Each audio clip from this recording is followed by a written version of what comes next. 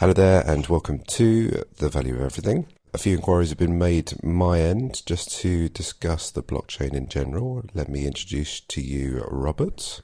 Hello there. Hi, Charles. Hey, so you came to me just with some queries on the blockchain and how it can potentially advance us. So, yeah, if you just can give us a little bit of your background and what you're inquiring. So I'm currently an undergraduate student at the University of Oxford, studying psychology, philosophy, and linguistics. None of which, as you'll probably note, relate particularly to blockchain or engineering or computer science. Yep. But I just recently had become interested in blockchain technology mainly as a way of verifying and making more transparent supply chains for businesses. Yep. And I was writing an article on that. And as these things tend to do, kind of one lead led to another, and it seemed like blockchain had was not only sort of very interesting in how it actually worked, but in many of its potential ramifications in sort of politics, health, finance, were all sort of quite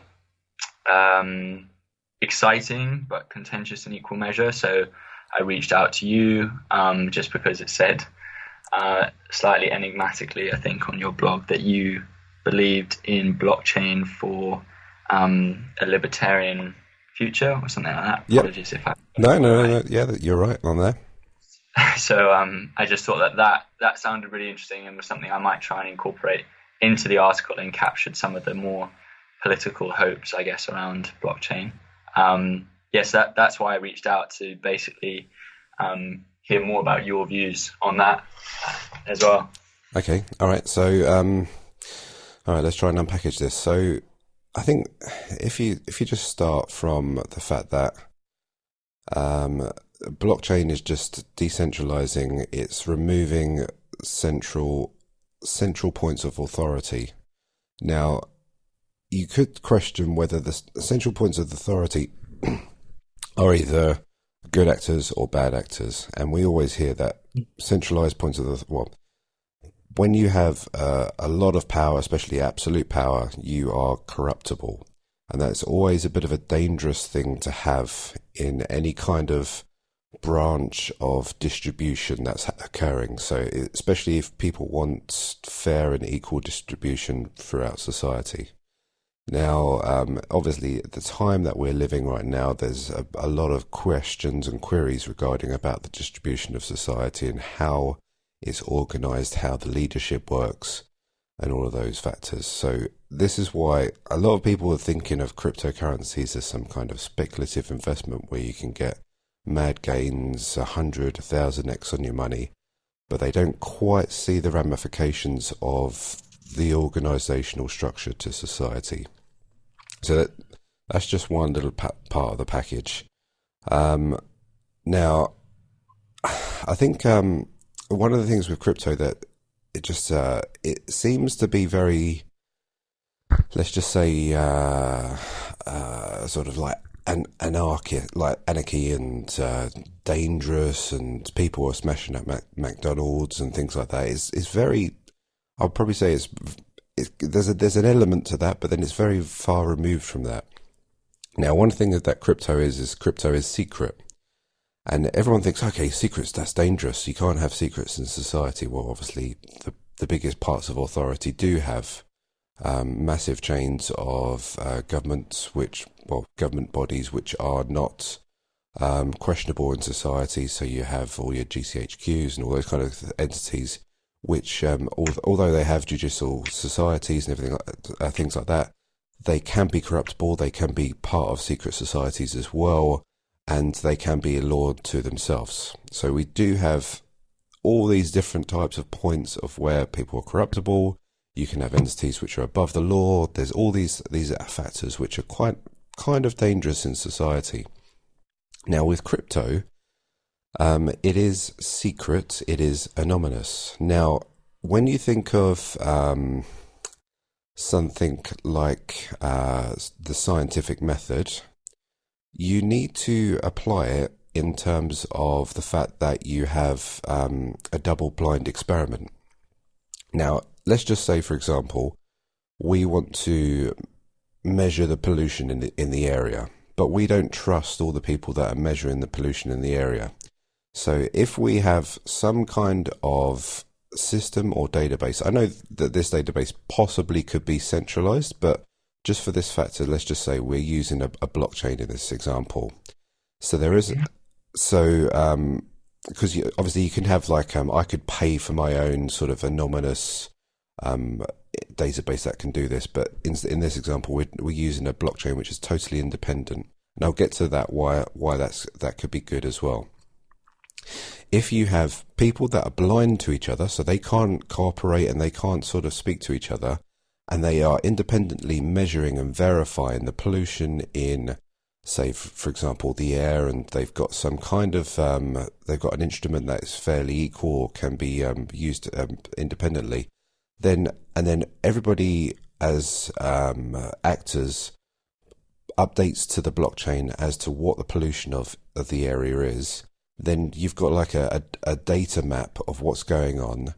And then also, because of the decentralized nature, you've removed the centralized entity. You create a body in which it works on its own measure. So I'm going very deep already, I would say, but let's just say, for example, a cooperative business. Are you familiar with that? Yeah.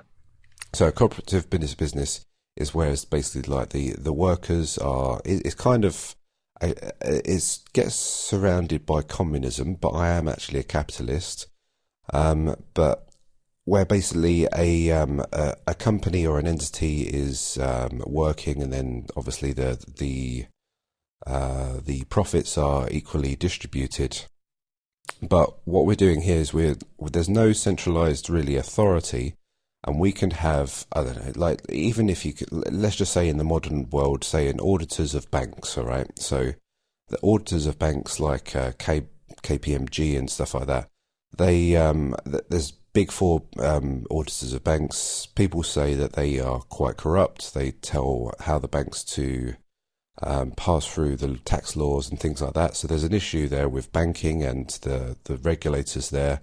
Now, what we could do is we could have an individual sponsored by people who are outside of the banking world to pay for independent accountants to do their own double-blind experiments on the accounting, or maybe with blockchain, you probably have to be very specific because of the coding of it, or if you're leaving everything open to sort of being subjective, then things can go a little bit crazy.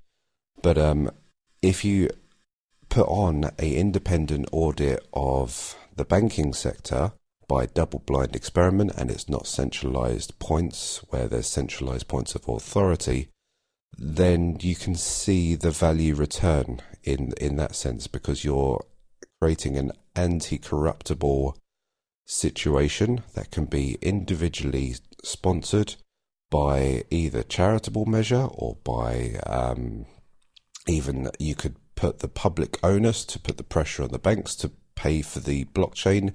So you get this a feedback loop of double-blind experimentation, which creates, even though crypto represents secrecy, it represents truth more than anything in society, and that is where we do worry, because obviously the more centralized point where there's more secrecy and there's more corruption that's going on is the problem in societies.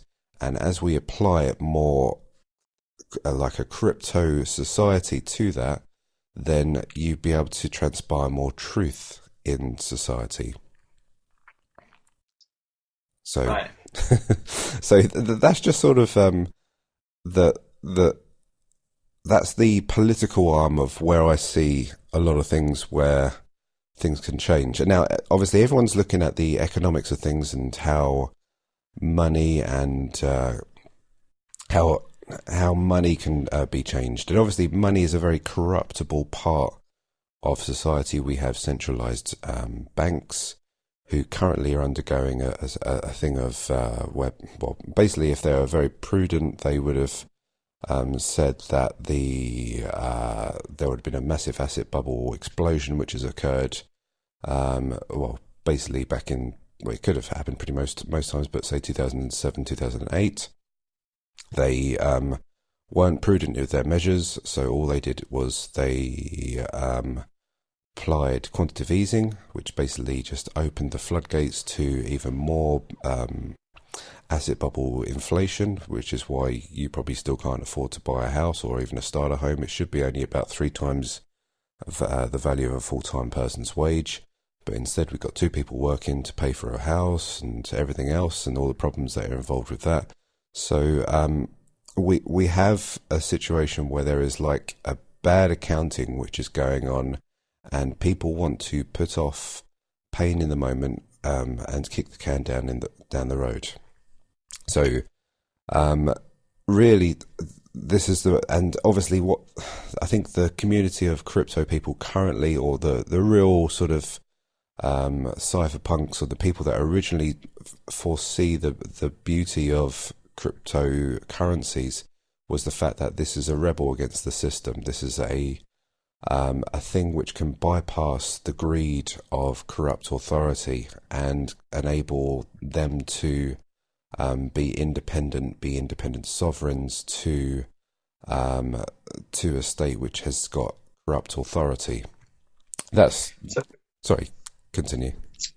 I was just gonna, if I could just jump in there. There's quite a lot to unpack. Yep. And I was thinking that in terms of from when at least blockchain was first proposed to sort of underwrite these cryptocurrencies, it did seem a major part of that was to emphasize the decentralized nature of the system and the wanting to have a kind of borderless transnational currency. Yeah. And the kind of, therefore, the political ramifications kind of follow on quite early on from that inception of having basically an authority, a trusted authority, which is decentralized. And I'm just wondering, to reflect on that, I guess especially in the way things have sort of panned out in the last 10 years, what do you see as the benefits of centralization? Because blockchain, I think, promises a lot in terms of decentralizing for a lot of the reasons you just gave. It's advantageous to basically not have, or to try and limit your central authorities and how much power they have. But what are do you see, or do you still see, or would you still advocate for some degrees of centralization and the advantages of having central authorities? Yeah, there's absolute incredible benefits of having centralized points. The first thing is speed and accuracy can be there. Look, if we had a perfect centralized system, then that would be the best by far. But it's like, I give the example is, if you had a really great dictator, that would be probably the best form of governance. But the problem is that we know that most dictators end up corrupting themselves, and there's nepotism that happens, and it all just sort of falls apart eventually. Then people just get annoyed about the situation. But yeah, centralized, especially, this is the difference between probably blockchain and centralized authorities. The fact that as I mentioned just beforehand, that the blockchain has to be very scripted and has certain measurements. So let's just say the pollution example where I just gave, that would say these are the situations of your measurement. You can only measure CO2. You can give that singular reading. We can measure that. We can put a program as to reduce that. So it's a very binary kind of contract which has to exist. Now, I have an argument to say that you have to massively, massively increase the amount of, well, when I say cryptos, everyone thinks about currencies, but I'm talking about a lot more of these platforms where people can assess the environment and make a reading which can be manageable and then reduce it that way, or whatever is a beneficial change which can improve society. Now, I think you can get to a point where you can create a multitude of, let's just keep on saying cryptos, which can almost devise majority of the things that we want in society. However, there is obvious massive limitations. Let's just say, for example, crime. Okay, so let's just say we have a measurement of crime in the area, which is being double-blinded, tested in the area, and then we have a system in place which is stating, okay, we've got the measurement of crime, now we can manage it. You have to reduce that crime. Now the problem is that we get all these different aspects of what could happen afterwards. So, for example, we've got like a potential vigilante problem on our hands where people are just going crazy to reduce the crime because there is a monetary reward for the crime which is existing in society. So any kind of little thing like somebody's dropping litter, then there will just be an extreme sort of harshness, or that people are just watching everyone. So there is all of these potential negative consequences which could happen of even just creating a blockchain environment. So obviously in a centralized authority point, we have clauses and multiple and a lot of experts who are questioning and double checking what they're doing and how the crime should be structured in society. I'm not saying that policing is by far anywhere near as good as what it could be, and I would definitely say that blockchain can massively improve it, but I would say that there are certain ramifications in the fact that if you have centralized authority, you do have the ability of having experts, and you definitely have the ability of obviously having multiple clauses which can obviously put the clauses can actually stop power getting corruptible to the individual actors on the bottom layer, because obviously with a centralized authority, the authority starts from the top, and then it doesn't want to distribute too much, but enough power down to its subsidiaries. Whereas if you have a totally decentralized environment, you've got a lot of you've got obviously the script or the parameters of what the actors should be doing, but a lot of control down to the individuals. And that can be very corruptible anyway. So I do accept that there's corruption at the top levels. There's corruption that definitely could occur at the bottom layer. Everyone's aware that police can be corrupt at the bottom layer as well. So yeah, returning back to your question, it's centralized authority is fantastic for making expertise choices. It's good for, say, working on scale. So you potentially have a situation where if all the individual players are doing their own individual acts to reduce crime or reduce pollution or whatever the means is, there isn't you could have beneficial things where if people consolidate, they get more reward. However, that could be very corruptible, so you need to think of the parameters of that as well. But where you have centralized authority, you also have centralized funding as well. So potentially there is better choices for making big scalable decisions.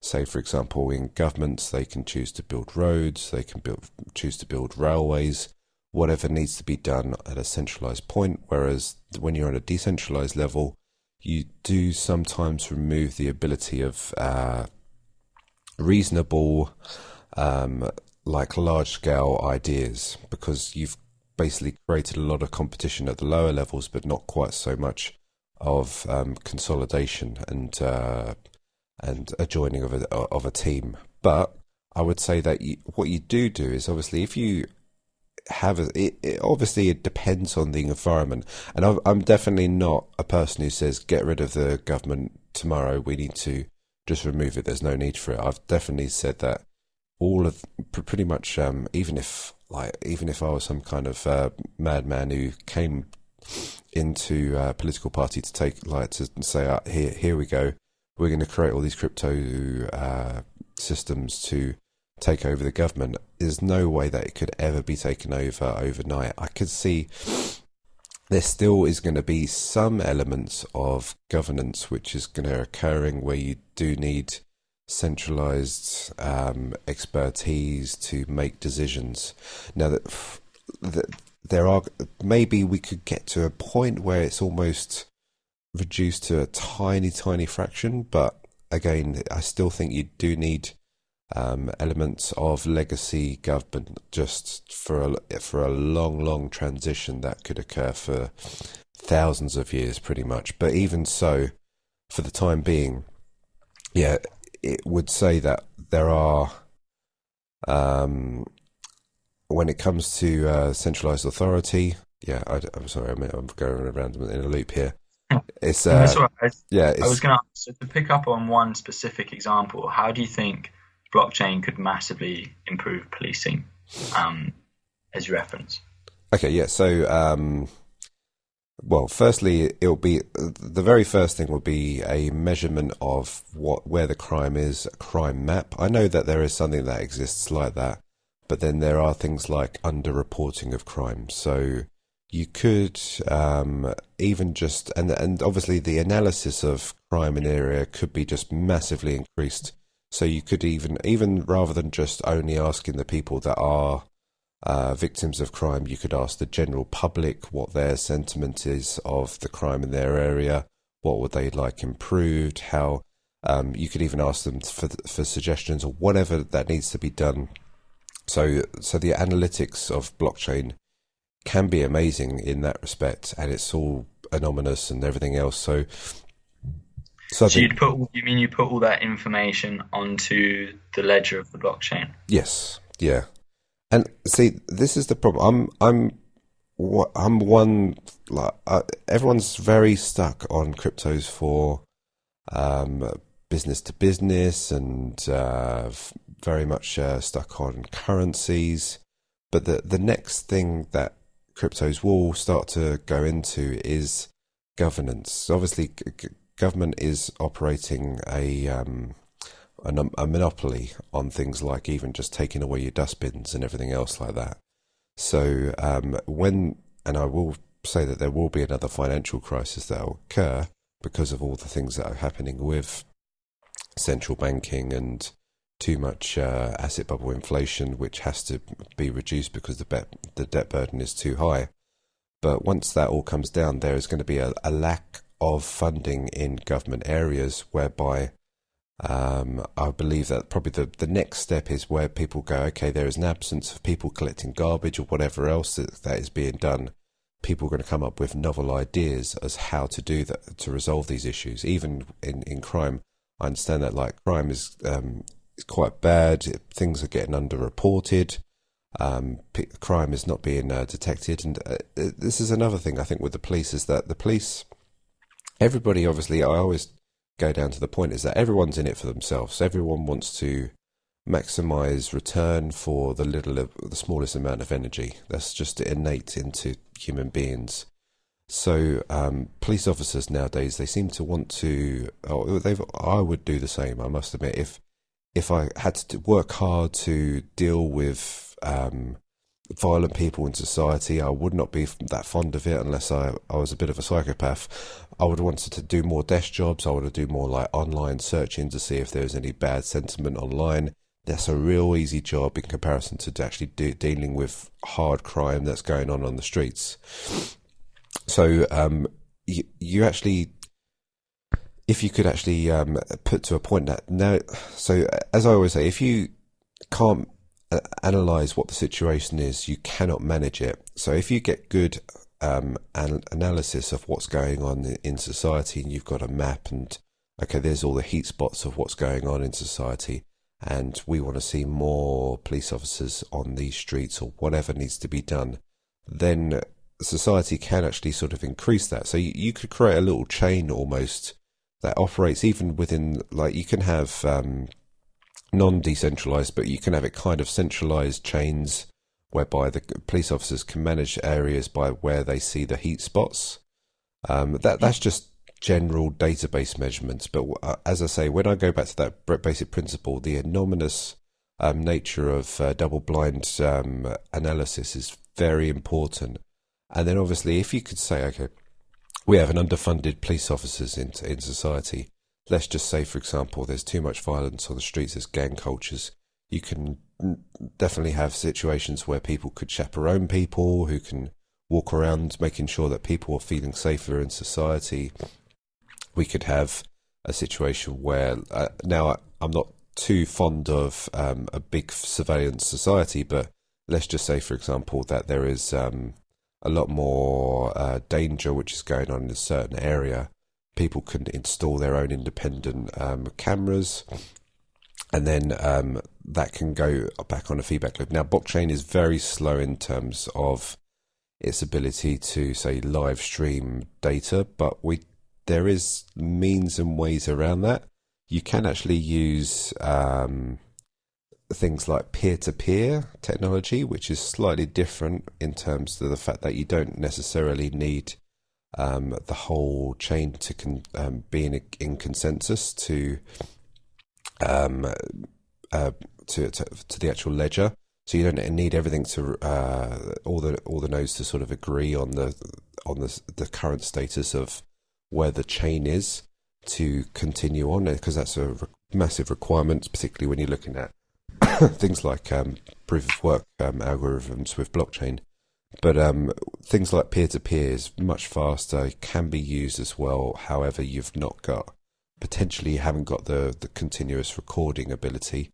You can obviously as well use people to, in a blockchain way, to store data as well, if there is a monetary reward for it. But as I say, everything has to have a linking back to a monetary incentive to do something in society. Now, when I'm talking about things that are governance-based, it's a little bit trickier, because obviously people say, oh, well, the government's doing it, so why not have that thing being done? I noticed one of the things that you said is like how the community maybe can get things done. Now, I'm big on things, for example, Bitcoin. Bitcoin is very public. Your entry points to Bitcoin nowadays are very highly regulated. I would actually suggest that Bitcoin potentially is going to be more so a currency which is going to be used by government bodies, because it's such a public ledger. So you can actually audit your government very well by the fact of how they're using Bitcoin. However, I'm very hesitant as the fact that government should be involved in every part of society. So I'd say that currencies like Monero would be better for the privacy of individuals, so they can be sovereign and they don't need to have unlimited power of an authority watching over them all the time. Because maybe all governments are nice and really, really good today, but as say, for example, Holland had when the Nazis took over, they had a census, and obviously the Nazis took over, and then they were aware of where all the Jews were after that, so then they could detect them and seek them out. So when there is a lot of power in the hands of authority, you've got to be very okay, it's fine, maybe they're all good, benign government entities which are working on it, but you've got to be worried about, especially when the economy goes sour, who's going to be in charge of all of those powers and operations in the future, and how that can go sinister.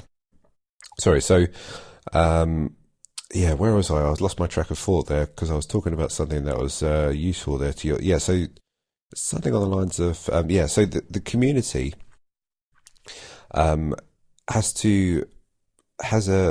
know that China does this right now, is they're trying to employ, I'm really very negative, have very negative sentiment about this, where China is employing sort of a social credit system. Now, I believe blockchain can be a massive thing for social credit, but it's okay when it's community based, or where people are working with each other and in that state. But when it becomes centralized authority, where they're looking at the social credit, that's very corruptible. And you can really sort of micromanage the people into, let's just say, more into confiding to the government and worshipping the government and all those kind of things. So it can be very dangerous for the freedom of society. However, social credit is a fantastic thing.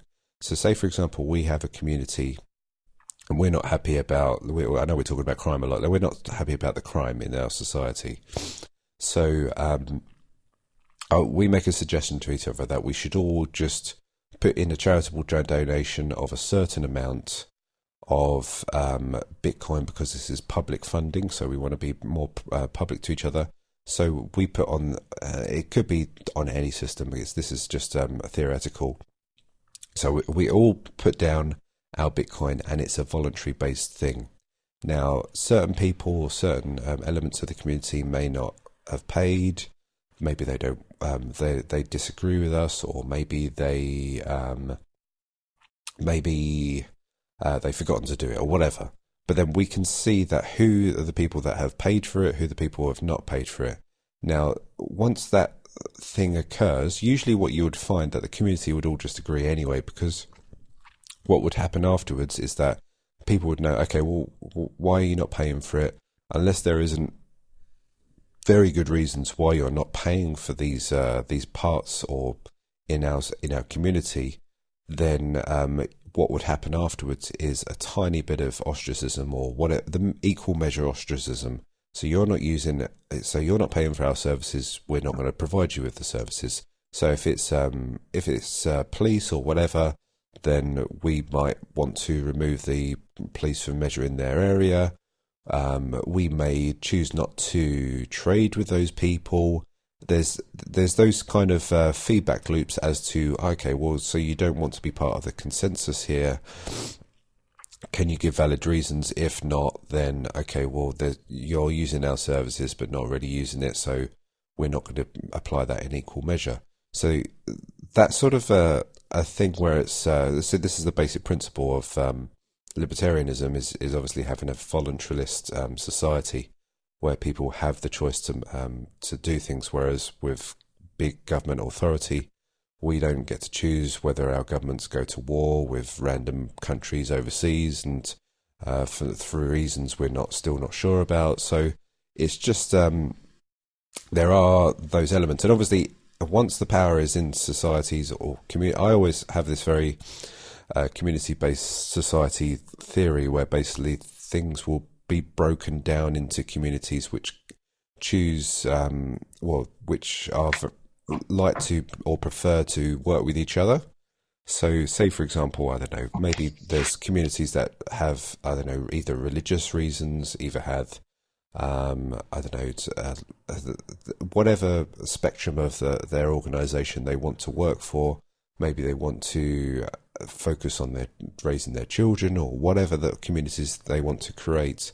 I know that if you look back at, the chocolate manufacturers, Rowntree's, Cadbury's, I think they're all Puritans, I believe, but they created their own little sort of civic societies and factories near houses and everything like that. And they actually were worked and they were run very well. And I've got that sort of view that even on capitalistic in a society, people do have that sort of community-driven thing where basically work is done in the same community as education, and obviously if we look at society, it's very virtual now as well. You don't necessarily have everything. You don't need to be in these big metropolis cities anymore.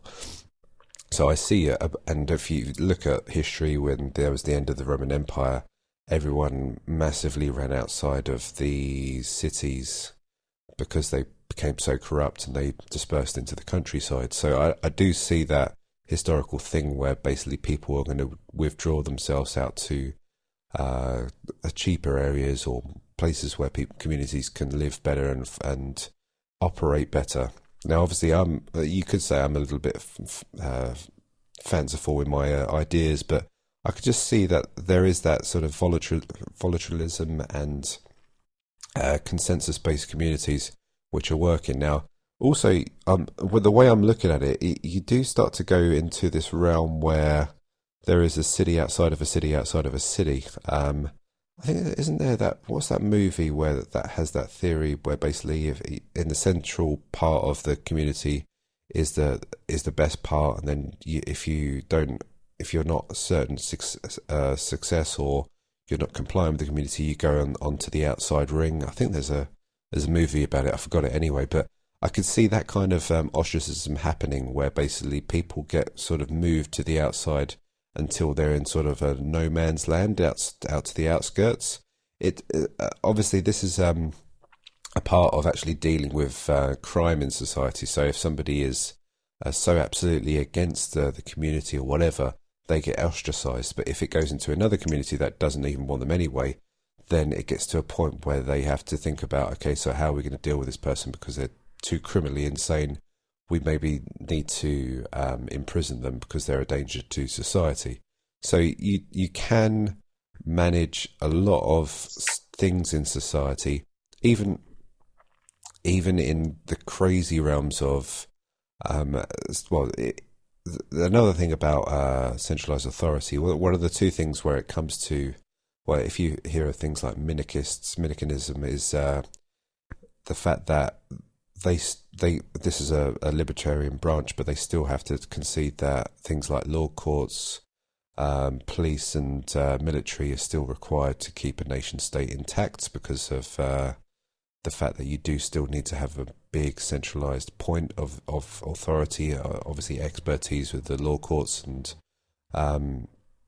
to make good decisions, and then obviously the war arms. So if anybody attacks you, you still have a military, because a centralized military is going to be better than a total decentralized military. That was sort of the theory for America, how they'll be all have the rights to bear arms. There were militia that were always there to be used, and then obviously America came very successful on the fact that they did have these true libertarian ideals, but then it transpired that they became more and more corrupt. And they had this massive megalomaniacal army, which was just extreme. And obviously they turned the same way as the British Empire, where they had too many foreign bases, too expensive, and that's going to all turn the same way as the British Empire eventually.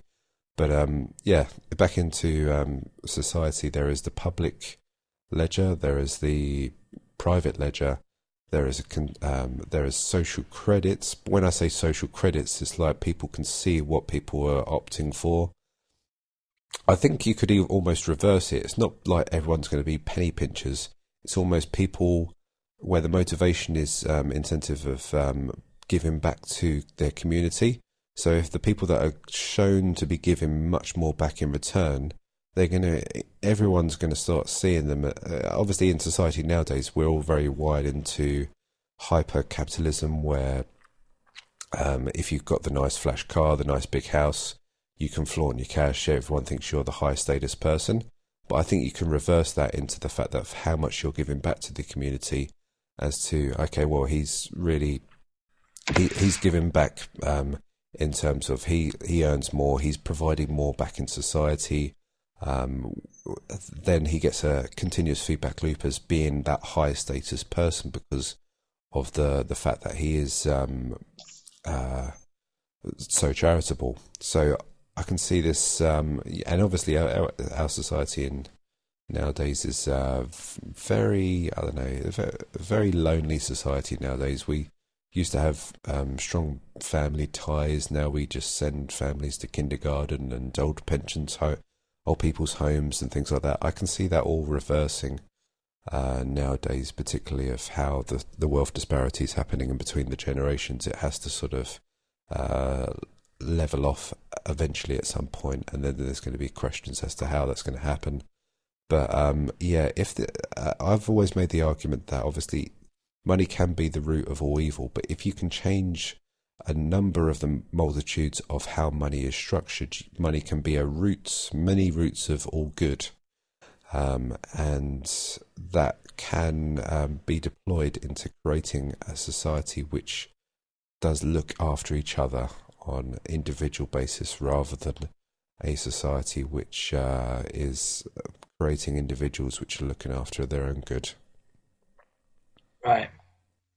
That's interesting. But do you think blockchain is potentially key to that? Because one thing I've been wondering is that in principle it has all these maybe arguably utopian, certainly sort of quite libertarian, decentralizing potentials. Yeah. But in practice, it seems a bit more constrained as to the way it can be used. Yeah, so I definitely don't think there's going to be any overnight success in my dream or vision of what I could see transpire. It's going to be there's going to be one breakthrough in terms of now with blockchain. Case there hasn't really been much of a change in society as to what's happened physically, other than the fact that people have gone out and bought PCs which had ASIC graphics cards which could mine more Bitcoin, and thus that's used up more energy for the proof of work algorithm. Now, that is the only major change that we see in society. Now, I say that you could reverse that factor, particularly where you have more chains which are proof of work based. Obviously, you do still need a bit of decentralization, because proof of work can actually create a little bit of a monopoly. So there are algorithms which are looking to be better nowadays, which do still have that triangle of good decentralization, good speed. I forgot the other element, but it'll come back to me later.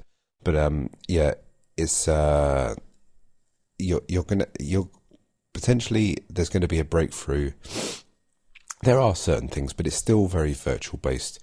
But there is a positive feedback loop which is occurring in the environment. Once that is worked out, and all the arguments that I put forward, I've never heard anybody that could refute the fact that you can have some system which can actually create positive change in society. I do say that though, that the first ones that will be created are very binary. One set of parameters needs to be reduced. Try and reduce it, see what happens. I do think once one of those occurs, and it's going to be either environmental or whatever, or very something simple. If we think of like that Pokemon game, you remember that Pokemon game where people were just looking around to find if they can find virtual characters, and they're running around chasing them. You're going to get that kind of thing potentially happening, but in society, and it's going to catch on, and then everyone goes, yeah, this might actually be a bit of a thing where it's actually creating positive change. Everyone's... Sorry, yep. Sorry, I was just going to jump in. I think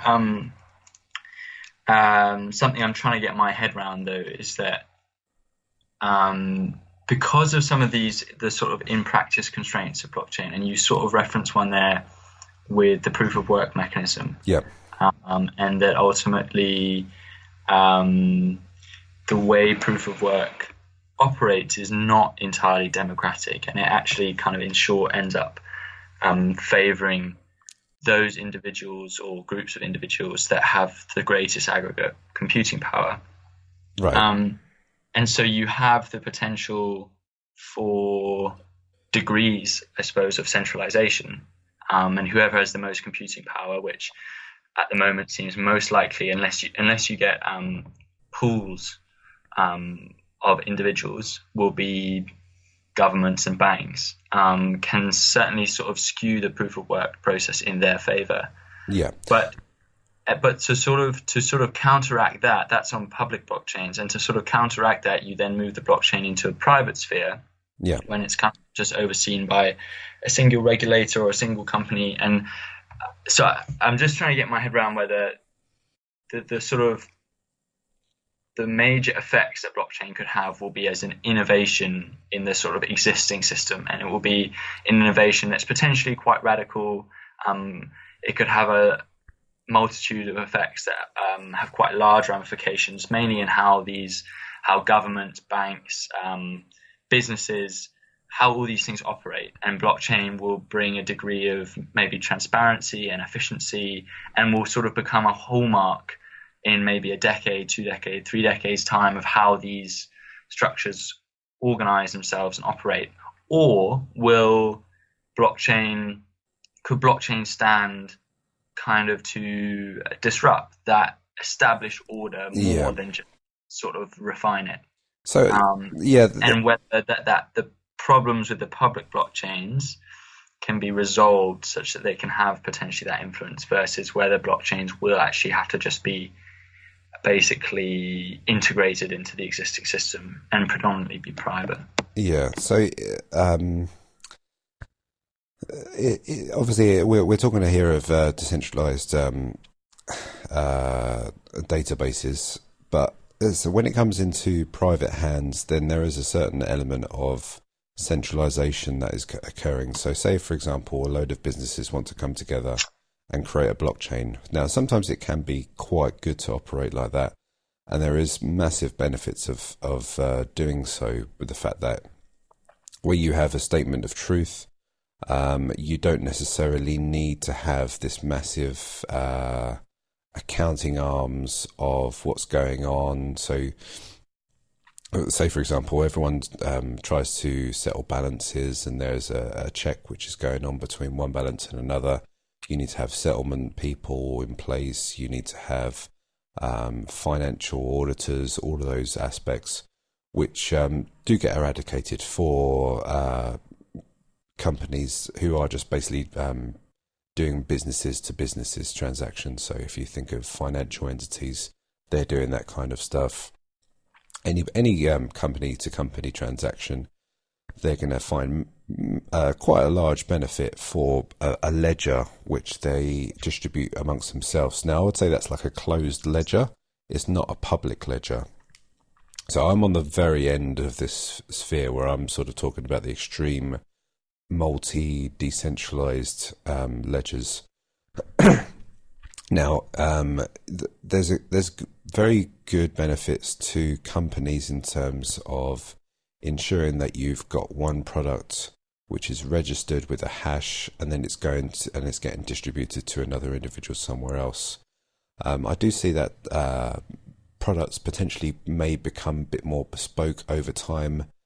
Decentralizing things can enable that as well, so people can have a product which is more aligned to themselves.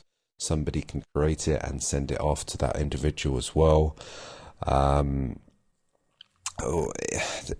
There is elements of anything where you'd require centralized databases, and you can definitely run a query as to why that centralized database may be beneficial, particularly if that centralized database has to run off of other companies, has to interact at some point with another company's centralized database.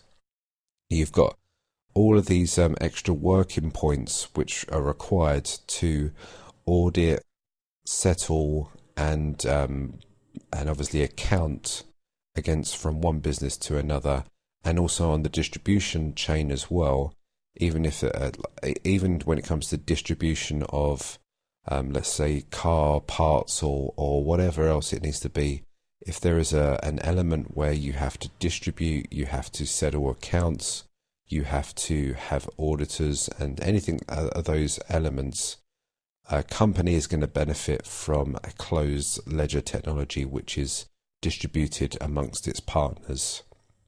You're going to get maybe authorities which manage this and look after it, and then you create this kind of business to business beneficial change.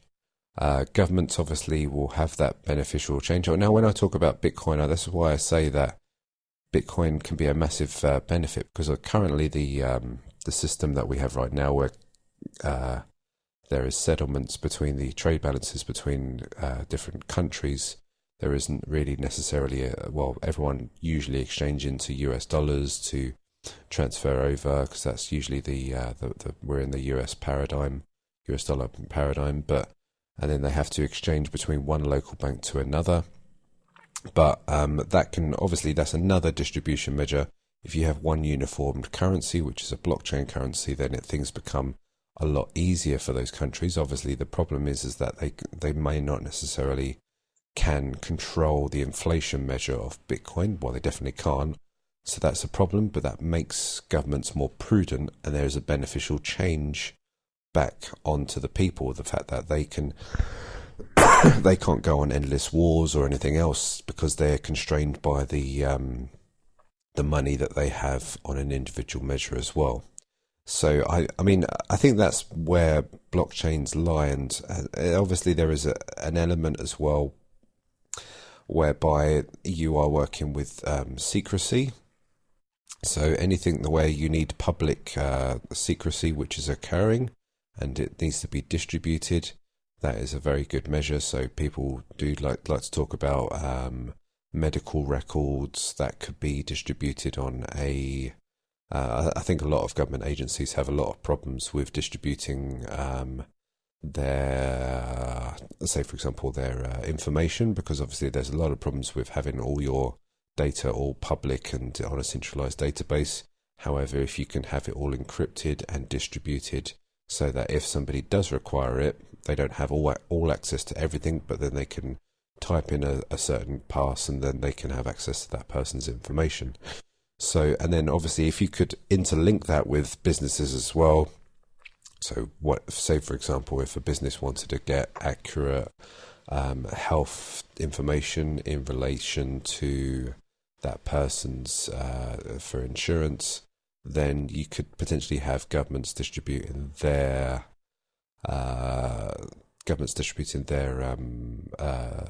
data of their public back to the businesses, which can be more accurate into providing more accurate premiums to insurance policies.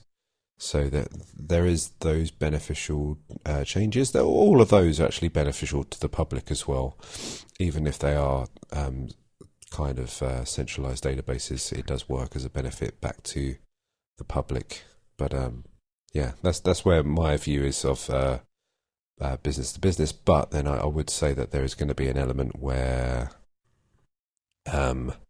we find that operations may compete against these which are totally decentralized, which may be even more beneficial because of the fact that it is truly decentralized. It is potentially far more secret because you don't have that centralized authority. You do have less corruptibility potentially as well. So they're all going to be the elements which are going to be going against companies. A lot of companies obviously have to have a distribution mechanism. You need middlemen.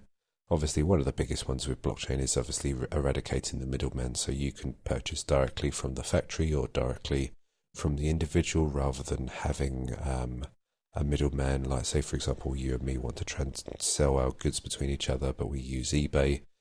You can definitely have, and I'm sure that exists, decentralized version of eBay, which can reduce the costs. I think eBay can be quite expensive, especially on final value fees and stuff. So you are reducing that middleman fee. That is very beneficial back to society. Obviously, it's not that fantastic for the middlemen, but the middlemen can obviously re-educate themselves or be employed to work on something else which is more productive in society rather than being a wealth extraction tool. You still there?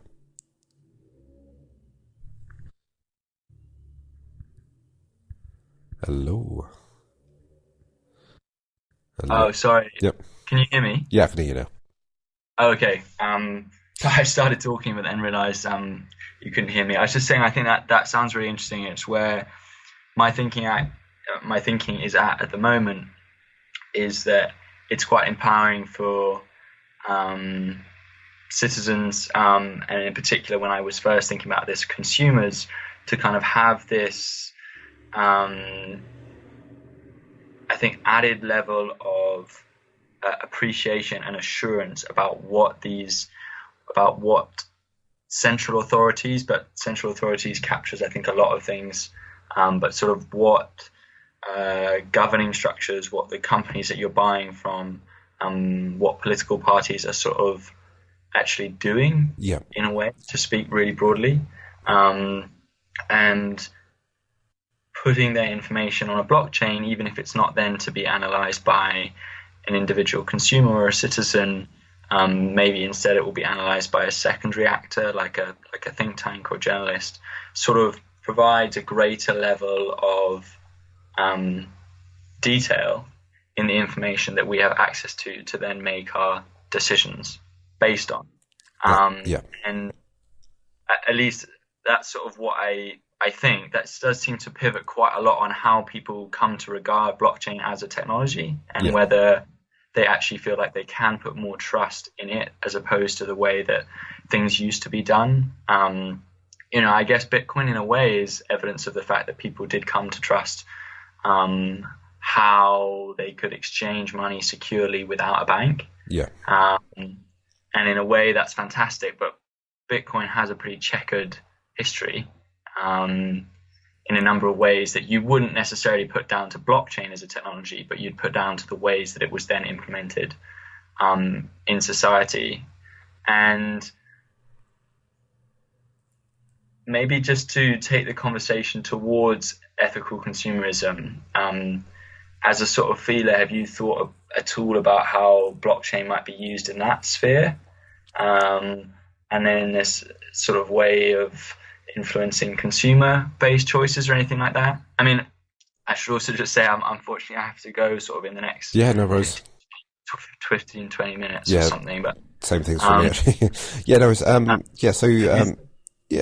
As I say, when we're looking at, as I say, there's a public and private ledger, and there is, as I say, when we got to a point where people were trying to do things in a community which were beneficial to that community, you're going to get yourself to a point where companies are going to try to appear as ethical as possible. And I definitely think like that there's a massive thing about how a company has a public persona, and if that persona is not met, or they're not doing the right things, or they're polluting, or they're doing something wrong, then the money is removed from them. And that is the most ethical thing that you can do to somebody. If I feel like you have not done things ethically, and then the public knows, and then we choose to remove our funding from you, then there's nothing more ethical. Like, well, there's a general feedback loop as to how you are acting in society that can definitely go back onto companies as well. So that happen right now, though, as well. Yes, it does happen right now. Exactly, you're totally right. However, with let's just put it this way: if we're on public chains and I'm purchasing goods on a public level, and then I say, okay, well, let's try and put it a certain way. People can potentially see the funding which is going to that company, and where the funding is going to, where it's not going to, whether it's paying to, if it's going to a factory which is giving people wages on slave labour or whatever else it's doing. People can actually demand that companies are more transparent in the way that they are acting. So the public could have more of a demand as to why they are not on the blockchain, why they're not operating things more on the blockchain, so that they can be more ethical, and then they can be tested, and they can be acid tested as to what they're doing. Now, and I mean, there is some people always will go for the lowest price, and obviously people don't have a choice other than to go for the lowest price. I do have an argument to say that the benefits that you're going to get from blockchain are are going to enable a lot more capital to be reinvested into these kind of things, so that companies can be far more transparent with their public. I also say that people don't. Everyone's quite back in the Victorian time of like voting with paper. People can vote quite quickly nowadays. Even like you can do a little Twitter vote on things as to where a company wants to go. What should we be looking at in our design department? What you can be far more in touch with your customer on a day-to-day basis as to, okay, what is our design direction? Where do you want this product to be tomorrow? It's not all sort of like, it's not the company trying to second guess what the customer wants. The customer can have direct demand as to what they want in that moment.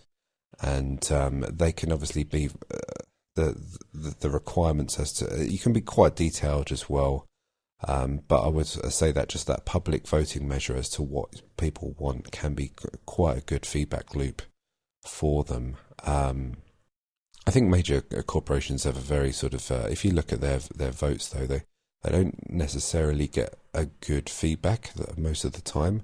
So as a company becomes more willing to actually operate and work in that manner, it's going to become, by its nature, more decentralized, until eventually you're going to get this point where I think the centralized CEO sort of environment, where they get major benefits if they can achieve certain profits in a certain window of time, they get bonuses and incentive rewards. I think it's going to get to a point where the actual funding of companies by shares, or the share ownership of company structures, are going to change as well quite dramatically. Share owners are obviously they're buying future rights into the profitability of a company, but I think that's the share ownership factor. Because everyone looks at blockchain and they go, okay, well, we've created these altcoins, and these are ICOs and they can be operated. People are desperately trying to, and then now they're looking at utility tokens. People are desperately looking at how this structure is working. We're looking at only, it's going to get eventually regulated and all this kind of stuff, but shares are going to do a lot more things than just being contracts into the future rights of profits of a company. They're going to have a multitude of factors which are going to enable voting by I know you can do voting by share owners, but the share owners are going to obviously demand for a lot more management over the company as to the direction. And once you open the floodgates of how that share ownership structure is worked, then the company by its nature is going to descend into a decentralized structure as to the ownership being on the shareholders, and they're going to have a certain element of more control. Now, you would argue that the fact that if you have a good CEO in place, then that's better, more decision, and you have to have that correct balance between how much power you give to the share owners to how much power you give to the CEO to create the correct direction. You create the dichotomy between the two factors there. But I think over time, people are going to see the benefits of either share owners or the customer or the consumer having a more of a decentralized platform to work with companies. And then eventually there's going to be a calibration as to what is the correct balance between how much authority the decentralized world has over the company compared to the company being centralized with the CIO and a board that are trying to extract maximum wealth in that moment, which has had a detrimental factor. And I do think there is an ability where that can be improved massively. Sorry. I was going to say, I think that is quite interesting, the way that the sort of information that blockchain could give you access to as an individual can collapse a bit the gap that sort of currently exists, both between sort of you as an agent and the bigger structures in society, again, to sort of speak really broadly. But I think at the moment we can feel very, very distant from the organizations and the sort of forces that are influential in society. Yeah. And as an individual, we can feel very, very distant from those. And just what you were saying there about how sort of companies might become sort of subjected more and more to the influence of a decentralized network, basically being consumers. Yeah, I think that is interesting, the way that you could potentially you bridge that gap a bit, you bridge that distance, and you bring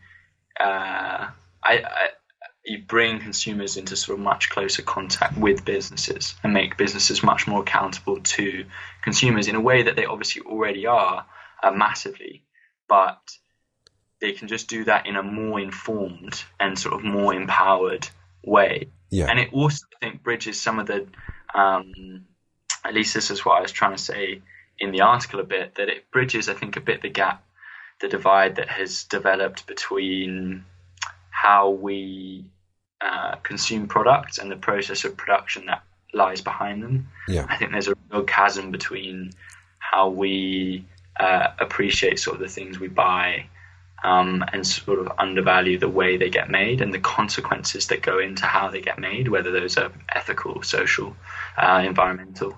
Yeah. And that's why I find it quite interesting to wonder whether it really will bridge those gaps, or go at least some way to bridging those gaps, and whether, as I think I alluded to before, people will put their trust in blockchain to do to be a sort of symbol of this transparency and accuracy and uncorruptibility. Yeah. I think there's potentially a sort of big question mark over whether people will do that, because at the moment you put your trust in, say, when you're buying a product, you put your trust in an independent verifier like Fair Trade that you think has certified this product to be ethically and sustainably sourced. Yeah. You put your trust in that, and then sort of as things pan out, Fair Trade is maybe not as efficacious and as much of a net good for smallholder farmers as it seems. Yeah. So your trust in it is sort of shaken. And I just wonder if I certainly I don't know enough at all about blockchain. I also am trying to get my head around the difficulties of implementing blockchain and this sort of virtual world into the physical world of buying, making consumer choices, and whether that sort of process will shake the trust we have in blockchain, or no, not the trust we have. I mean, the trust we might develop, and sort of how that process of bringing blockchain into society will, both shape and potentially undermine that trust. I'm quite curious as to how that might happen and how people come to see the way that businesses and organizations use blockchain, and whether we as consumers will see it as something we can use and we can wield to our yield for our own power over these structures and over these companies. That was a bit wordy. Yeah. No. It's, well, obviously with blockchain, you've got a continuous log of data which is occurring from the point of inception and is running as a constant. That is operating with independent actors which are verifying and churning over data. That's what you're getting over with blockchain. Now, employing that you do have to raise the question with every time that you employ a blockchain as to whether it's worth it or not. Because if you're using something that is a very slow structure, does require a lot of obviously you're decentralizing all the elements to update it onto a ledger which is getting verified, and it takes a long bit of time. Whereas if you deploy that on a centralized basis, it can be a hell of a lot quicker. So there are definitely questions surrounding whether blockchain can be the answer to a lot of grievances. However, even just like for an audit basis measure, I think there is a massive ability to for individual actors to independently weather each other, just like I mentioned before about the double blind checking, where people are just updating but you've got to be very tight with the coding. You've got to make sure, you've got to be really, everything is massively subjected to corruption. Everything, even a decentralized ledger, where you have individual actors, I would say it's even more apparent that there's going to be a lot more corruption which is going to occur, because there is that financial measure which is occurring, and there isn't necessarily your direct employer who's watching over you. So there are a lot of questions as to whether things can be employed. I say that if you can get a very direct, single measure, verifiable point of measure, which cannot necessarily be refuted too much, double blind checking as well is always going to be the best method to just get an analytical information of what's going on. And then once you get that first step that's made with analytics and a database which is continually generating, and it does have and it's bypassing things where you get centralized auditors which are not working as well as we want to. If it's creating certain data which is improving on the data that these auditors are doing, then we're going to get to a situation where we're going to increase those measures. And I always say that you're not just going to get you're not just going to get block Bitcoin, as maximalists will say. You're going to get multi-billions of different blockchains. Some will work for a little bit and then transpire that another blockchain is more successful than the other. And then there's going to be this continuous feedback loop, and a lot of it is going to be in the hands of people. There's going to be a lot of speculation as well. Now, I say that speculation is a little chunk of what's going to go on. You speculate into an asset. That asset increases in funding. It almost operates with that funding that it can just continually profit. And the fact that that's an entity which profits by itself, but it doesn't have any central points where it's having where it has to distribute to the CEOs or the board or anything like that. It just goes direct to the people. Then you're having an operating system which is autonomous, and it can go on forever pretty much. And this is where I go onto another sector as well. I'm sorry, flashing through a load of little things here, but you can actually get to a point where things can get very heavily automated with robotics as well, so that the actual measure is just self-reinventing, so it can just repair itself, continue on, and be an entity that just I don't know what the correct word is, but it's a regenerating blockchain that can continue on forever. So you do have a situation where, as I say, a cooperative society can exist where you have individual human actors, but you can have robotic actors as well. And robotics doesn't necessarily need to have as much of a being paid a daily wage or anything like that. So you can literally have robots in society that do the work for us, and because of the fact that they can they've got that initial funding to work on, and if there isn't sufficient funding and they start to go into disrepair, then people can speculate to pump more money into that thing, and then you get the feedback loop because society is watching. People are using their what they're giving back to society and seeing the benefits. So look, I'm a massive advocate for it. I think it's going to change things. The problem is that we've got speculation into people just trying to make mad gains, and look, I'm in that group as well.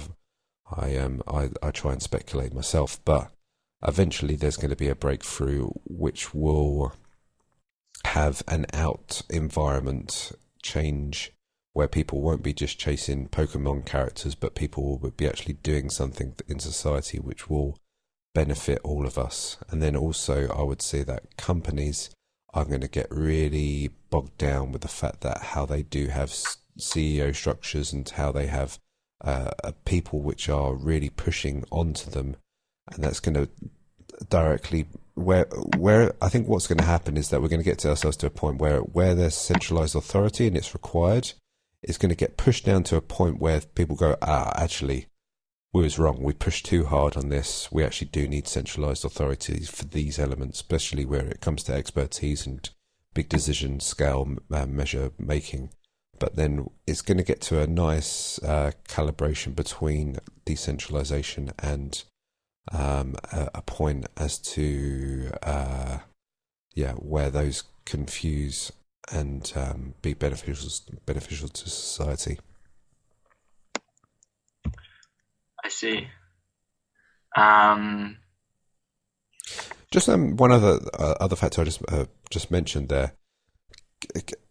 Where you do have a company structure which doesn't have a head or anything like that, they do seem to. There's going to be a potential where companies are going to exist which are going to compete directly with centralized companies as well. That's a very interesting element which could potentially occur, especially even in the legal realm as well, because you potentially are going to have companies which are going to directly copy centralized companies, because that's the nature of blockchains, is that they can be easily copied and recreated and regenerated and stuff. And I think that you're going to have a situation where patents and copyrights are going to be non-existent in the future with decentralization, because of and they won't be able to have so much of a claim because you don't have that centralized body to sue anymore. You can fund it and disfund it, but you won't be able to sue it. And I think that's going to be an interesting element on society, where their brand is going to be in jeopardy as well. Interesting. I'm really sorry I have to go now, actually. Yeah, no worries. If you want to do another one at a later stage, we can always do one. It's not a problem. I'll try and publish this as well in a day or two, and then you can have a review of it. I probably didn't make much sense at some parts. No, but I think it's interesting to hear about sort of the wider world of cryptos beyond cryptocurrencies and consider some of the ways that it can be integrated into a range of governing structures. And I get out some of the sort of I guess not narrow parameters, but the same way I've been thinking about it, which had been around kind of, as you say, business to business and sometimes business to consumer with ethical stuff. It's interesting to hear more lateral ways of using it as well. Yeah, and obviously I'm on the extreme end of these thoughts, but it's probably good to get that extreme end thought and then bring yourself back into the business to business world anyway. And what is the I'm talking about probably blockchains in about 1,000 years, aren't I? Whereas where we are now, we're looking at very small incremental practical changes which can happen in society, and you're probably in the right space anyway to be successful in the future. Anyway, Robert, great to speak to you. I know you need to shoot off, but any other questions or anything else you need to do before you need to run? No, I think that's it. I really appreciate you taking the time. Thanks very much for answering my questions. No worries. If you want to clarify anything and you want to do another interview or anything else, then we can make it happen. Definitely. I'll get back in touch if I've got any more questions. Sure. Okay. Thanks, Robert. Thanks. Bye.